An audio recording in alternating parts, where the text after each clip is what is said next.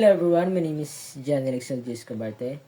Ngayon ay pag-usapan natin kung ano nga ba ang LGBTQ at kung paano nga ba ito nausbong sa ating bansang Pilipinas. Ngayon, ano nga ba ang ibig sabihin ng LGBTQ? Ang ibig sabihin ng LGBTQ ay lesbian, gay, transgender, at queer. Based on my research. Lesbian po ay ito po yung mga babae na nagkakagusto o umiibig sa kapwa nila babae. At ang G for gay naman, ito po yung mga karaniwang tumutukoy sa mga lalaki na umiibig sa kapwa nila lalaki.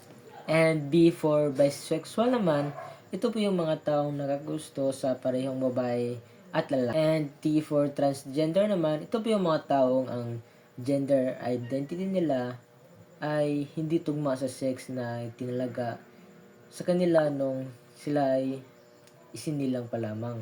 So, ang Q for queer o questioning naman, ito po yung isang malawak na termino para sa mga hindi nakakasya sa traditional na kategoryang straight, ganun. Q for questioning naman, ito po yung mga taong nag-explore o hindi pa sigurado sa kanilang sexual orientation o gender identity. So ngayon, paano nga ba umusbong ang LGBTQ sa ating bansang Pilipinas? Sa panahon bago dumating ang mga Espanyol, may mataas na respeto sa babae. Bilang na ang mga asog o bayugin. Mga lalaki nagtataglay ng katangiang pambabae o gumaganap ng papel ng babae. Tinanggap ang gender fluidity at walang matinding stigma. Ibig sabihin, hindi bago sa kultura ng Pilipinas ang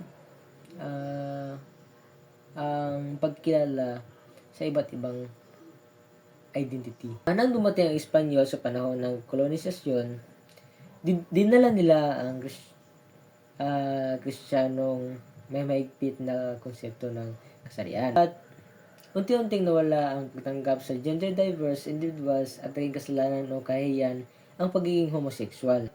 Nagkakaroon ito ng malakas na patriarchal norms dahil sa para maging tago o lihim ang maraming LGBT.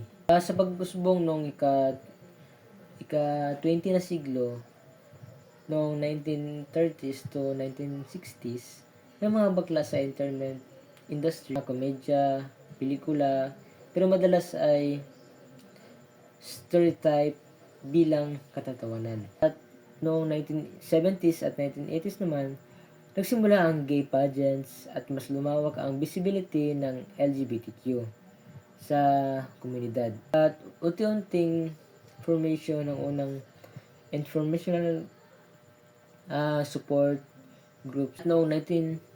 At noong 1994 naman, unang Pride March sa Pilipinas at sa buong Asia. Nabuo ang organisasyong gaya ng UP Babae noong 1992. Ang mga pinakamatandang LGBT student organization sa bansa. Lumabas ang negosyong tungkol sa karapatang pantao, anti-discrimination. And now, 2000s naman ay sa kasalukuyan, mas naging visible ang LGBTQ sa media, paaralan, social media, at entertainment.